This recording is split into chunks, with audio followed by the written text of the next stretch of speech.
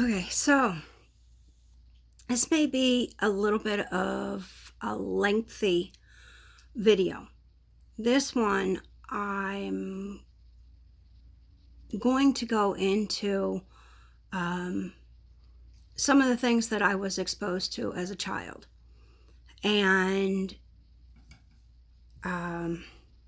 which has made it so that not only myself, but several of my family members are able to sense um, spirits, maybe principalities around them, because we've seen them and we were exposed to them as children. I grew up outside of Pittsburgh, and I don't want to go into where this was because the building was extremely evil.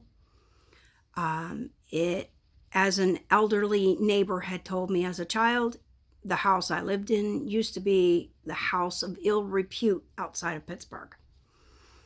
There was a lot of illegal activity happening, moonshine, prostitution, gambling, that kind of thing in the house that I grew up in. Way back in the during the days when we weren't allowed to have alcohol, I guess from the 1920s till World War II, somewhere in there. Anyway, a young man fell in love with one of the prostitutes in the home, and she wouldn't marry him. And he went up there and he killed her and hung himself in a closet in one of the upper rooms, which we didn't know because we moved in there in the late 1960s. So it was an old rundown mansion, really rundown. Anyway, so at that time, my mom and my dad were getting divorced. It was definitely a shame on our family because my dad was more interested in a young girl in high school than he was a woman he had created 5 children with.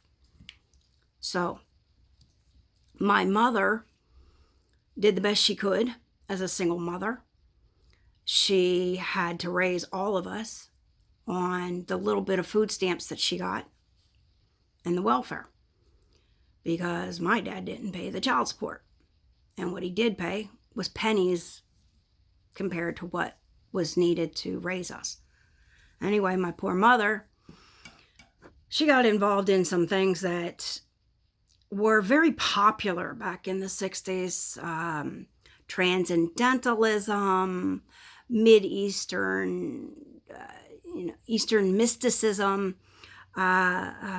She did seances at our house. She did weird prayers with people, and she did Ouija boards. The Ouija board was enough to open the gates of hell. Trust me. Weird things happened in this house.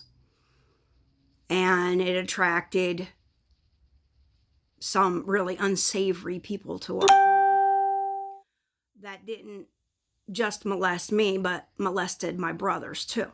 At least 2 of them, from what I understand. But I don't know. I'd have to actually talk to them and ask them. One brother I do know for a fact was molested. Weird things happened there. You'd go to the bathroom and your bathroom door would open, even though you know you closed it. And as your door opened, the door across from you there's 4 bedrooms. They were 1, 2, 3, 4, and in the middle was the bathroom. So you could see this bedroom, and you could see the closet door for going into the attic. And we were at the top of a mountain. No roads, nothing could be seen from there. As a matter of fact, when the other door opened, the windows, one was all the way to the far right and one was all the way to the far left. So when the door would open, that would be facing the closet in that bedroom, that angle. which means there'd be no light. But when the door would open, you'd see lights. Scary red eyes looking at you. As kids, we'd jump off the toilet. Don't even know if we finished. We'd run down the steps screaming that the bedroom door opened again and the scary eyes were looking at us. It was supposed to be my brother Johnny's bedroom. The first night that he slept in there, he ran screaming from that room. He was a teenager. I'd say if I was 4, he was 9. He was close to it. He was almost 10 years old at the time. Maybe even older. I think he might have been 10. Anyway, he never went back in that room.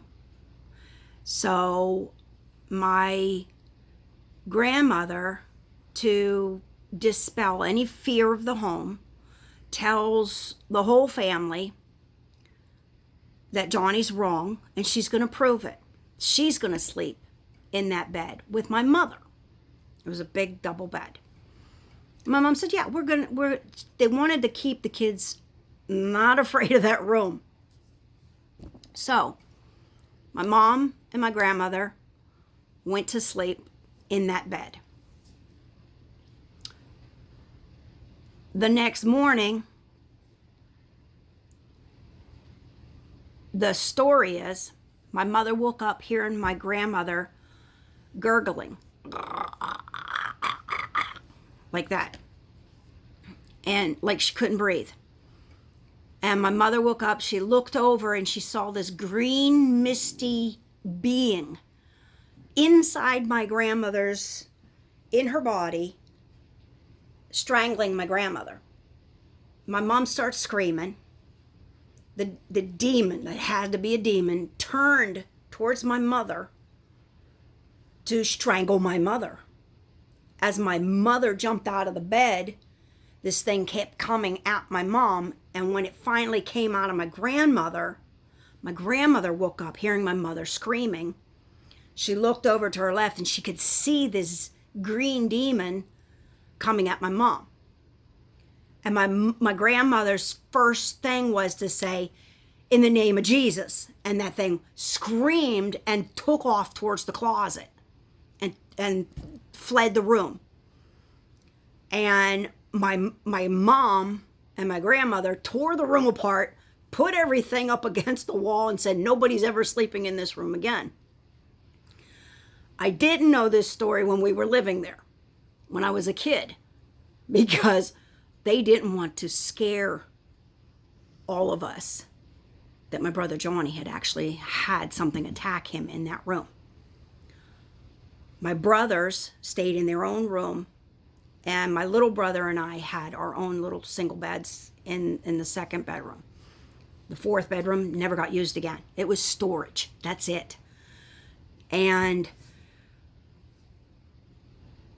years later, one night our furnace, some reason the furnace was placed at over 100 and some degrees. And we had a boiler in the basement and it was pumping hard. It was an old furnace. My grandmother yells for everybody to get out of the house. They were afraid it was going to blow up. She's screaming at all of us that we touched it, that none of us kids touched it. And as we're standing outside, we look up and we could see in a window, there was a shadow going from one window to the next, that somebody was in the house. We were all outside. We were waiting for the furnace to cool down and hopefully not blow up. My grandmother runs in the house to go see who's. She opens up the window and we're still saying, it's still there. It's in the room. We could see the shadow in the window. My grandmother says there's nothing here. She couldn't see nothing. So we're all standing going, We know what we saw. Okay. So I think we lived there for 3-4 years. During these years, many things, weird things happened. I remember going in that room as a child. I had not the little weebles, but the other ones that like sit inside little cars, and there were little houses that you could open up and you could play with, and it was all little plastic people, like dressed and everything. They're all plastic. Nothing could fall off of it. Anyways, I remember putting the little car with the people in it and a little dog in the garage and closing it. And as I went to go move, like the dad or somebody, the garage door opened. I didn't do it. Garage door opened, car rolled out, went across the room to the other side, came back, went back in the garage, and the door closed on its own. I remember talking to something in that room that was a female. And I remember talking to her. And she was very kind and very gentle. But as a Christian, I know what those things were now. That they were disembodied spirits. They were demons. And because those are the only things that can do those things. Based on scripture, they're either spirits or principalities. And I think these were just evil spirits. And pretending to be a familiar, something friendly, something family, and they weren't. Because that's their job to do stuff like this. Anyway, so the last time when we were moving out, my Aunt Catherine didn't believe that there was a demon in this room. An ugly green, smoky demon. Oh, there was another incident. My mom and my grandmother, before they finally closed up that room, my mom and my grandmother had slept in there, I think, 3 nights in total. The third night, my grandmother woke up in the middle of the night and looked and saw my mom floating on the ceiling. Not my mom in the bed that was next to her.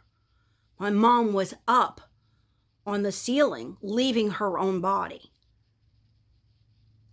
And my grandmother yelled at her and said, "You better get back in your body, because I'm not raising all 5 of your kids by myself. No way. You get back here." And my mom jumped back in her body. My mom woke up and said, "What are you yelling about?" No lie. This house was weird. And because of what my mom got herself involved in, I think that's why she had the out-of-body experience. Only thing is, I had one similar where I flew around outside above the trees and then came back into my bedroom. I don't know if that was a demon that took me. I don't know what that was. I don't believe in these things. I think that they are demonic. They make it look like you have powers and you don't, because it's them. They want to deceive as many people as possible. And that's the way the world is. The world would rather believe those things than the fact that the Bible says that this is demonic. Anyway, so that being said, that's the kind of childhood I had. We had really weird things happen there, more than I can remember right now to tell you. But those were really specific. There was a night that my mom, when we were moving out of our house,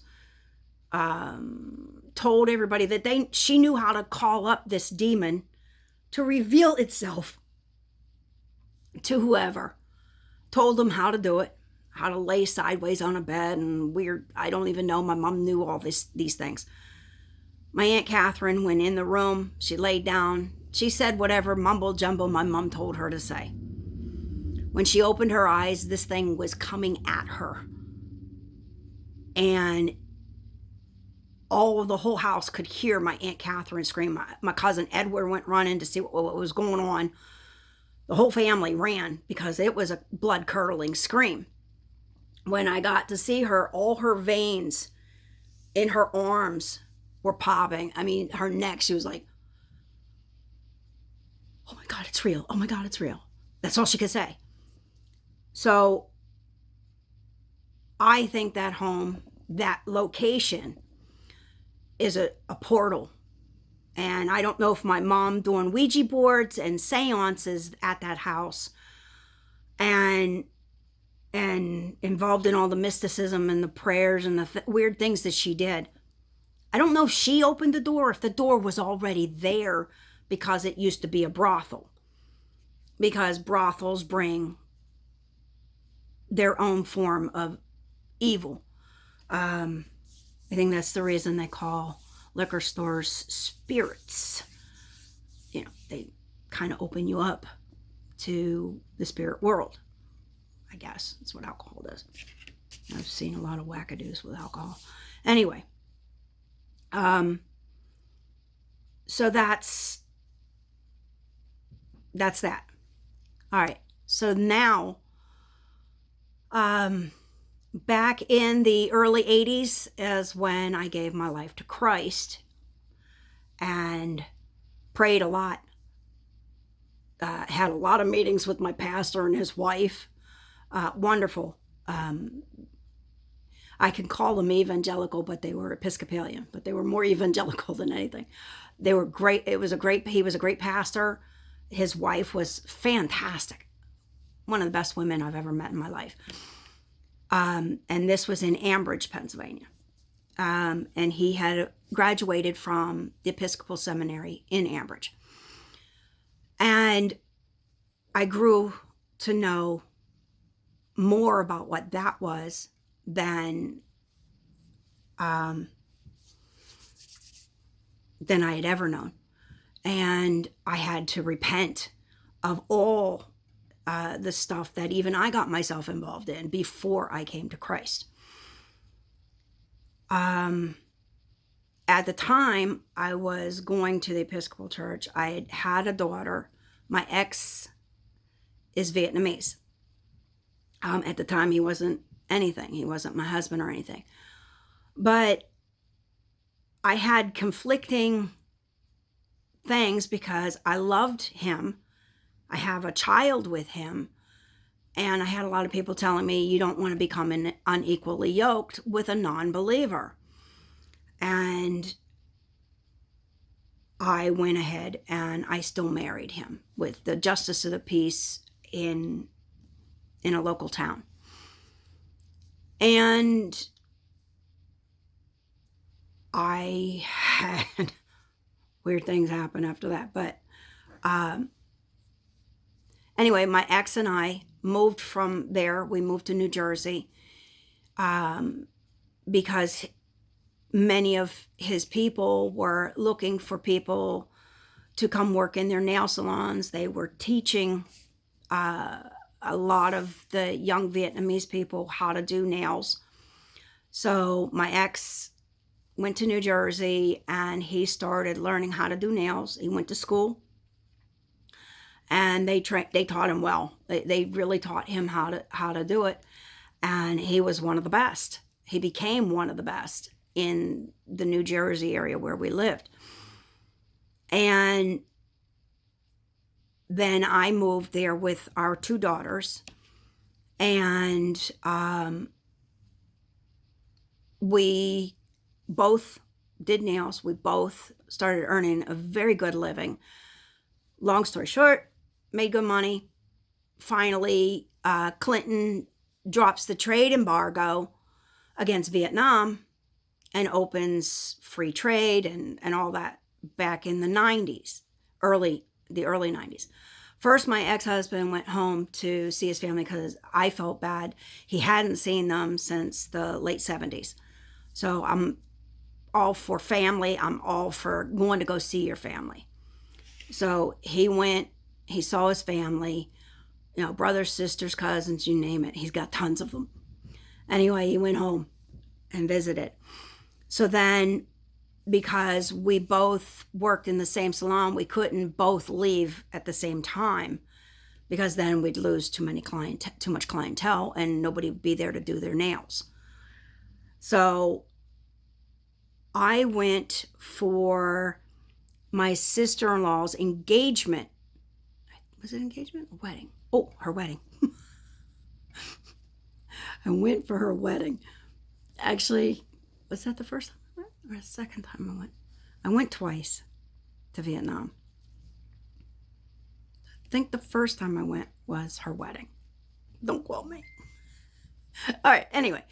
So I went to Vietnam, and they had made sure that I had an American style bed. It was a canopy type bed, and they even had the mosquito netting up. It was beautiful, beautiful pink with embroidered dragons, and it was a beautiful, beautiful bed. But don't forget, I'm not walking with Christ either. I'm into whatever my husband was into, and that's Buddha and their teachings and their way of doing things. At that point, I hadn't touched my Bible in years, and so the one night I'm laying in the bed, and my youngest daughter is sleeping with her grandmother in the kitchen on that bed, and her aunt and her sister are sleeping next, across the way from there on that bed. In Asia, you have these mats that you roll up, and it's actually a table where everybody sits and eats, but they turn it into a bed at night.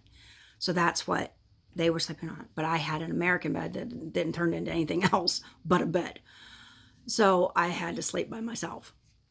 Anyway, I fell asleep. Somewhere in the middle of the night, I'm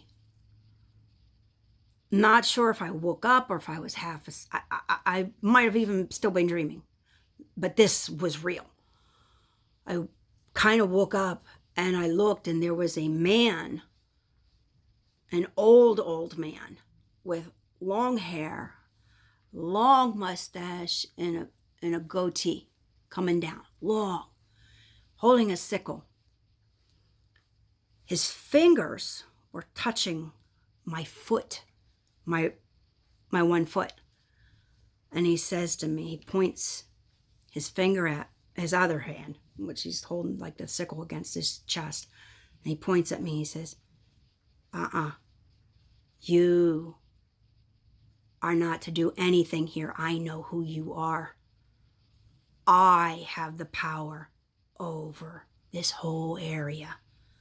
You will not speak his name. You will not have any power here. I will fight you. And I was like, I had no clue what he was talking about.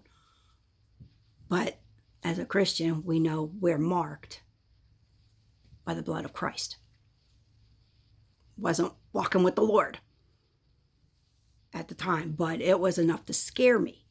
But as he took his hand off my foot, he turned and walked towards the kitchen where my daughters were. My youngest daughter started screaming, "Go away, go away." And woke her grandmother up, woke her aunt, her sister, and of course, I'm already up. I already saw what it was. And I jumped up out of the bed and went in there to see if she was okay. And she started screaming about an old man with a knife, a big knife in his hand. She couldn't describe what that was. It was a sickle. Same thing I saw. And she described him exactly what I saw. Screaming at, I'm scared. He scared me. He scared me. Well, being Buddhist, they don't like spirits coming around. Next thing I know, the mother gets the Buddhist monk to come over and do all kinds of rituals around the house. Then we all had to go to the Buddhist temple and we had to do all the prayers. I couldn't tell them I saw the same thing because I was, and what the thing told me. And I was like, what do I do? Nothing. I couldn't do anything. I was thousands of miles away from home. And it scared the daylights out of the neighbors. They all asked the Buddhist monk to come to their house too, because if this spirit's walking around, they don't want it in their house either. And I saw a lot of devil money being burned and the incense being burned, put out. A lot of people putting out food for the dead because they were scared. It scared the whole, because it's a small community, not too many people had TV, so that word spread quick. And when I went to the Buddhist temple, it was packed. It was packed, and most of that area is my ex-husband's family. So, few years later, that was not the wedding. I think that was the engagement. I think that was what it was. Just to go visit family. I had never met anybody in Vietnam and never saw the family, and wanted my daughters to meet their family. So it was definitely an adventure for my kids, a learning experience. And my oldest one hasn't been back there, but my youngest one's been there many times with her own children, because she took over the family business. She does nails now too, and she's really good at it. I mean, even better than my ex and I ever could have been. And she works a lot, that poor kid. She's a great kid. Anyway, so a few years later, I think is when I went for my sister-in-law's wedding. And I remember I stayed at a friend's house, and this is the last ghost story, or demon story, whatever you want to call them. I went to Saigon, and I think it was Prefecture 1 or 2. I'm not sure where Peter lived. His name was Peter, and his wife. I stayed with them and their mother, his mother-in-law. And we went out. We did all kinds of things, went out to different clubs in Saigon, or as they call Ho Chi Minh City. It's still Saigon. Anyway, I rode motorcycles, went out, did all kinds of things. A lot of things.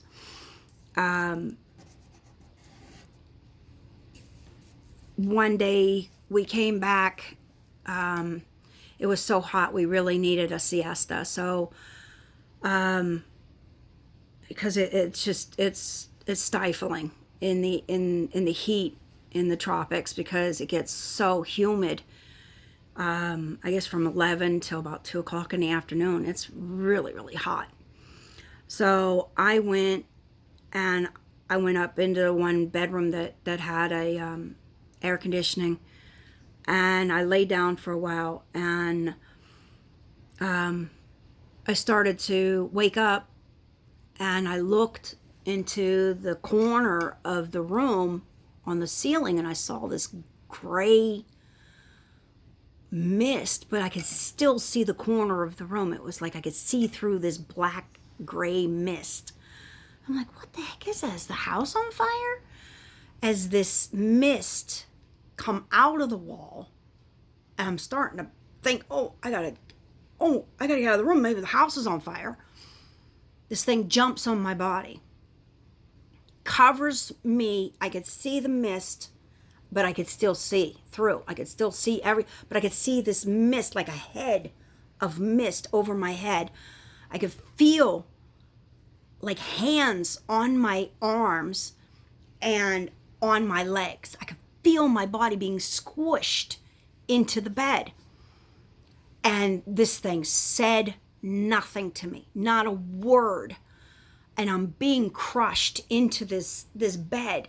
And I struggled for like 10 minutes. It was horrible. I mean, I was having difficulty breathing. I was like trying so hard. And it just kept crushing me and crushing me and crushing me. Finally, the one word that came out of my mouth was, "Oh, Jesus." This thing jumped off of me. I could hear it like that, off into the ceiling. And I just watched go whoosh.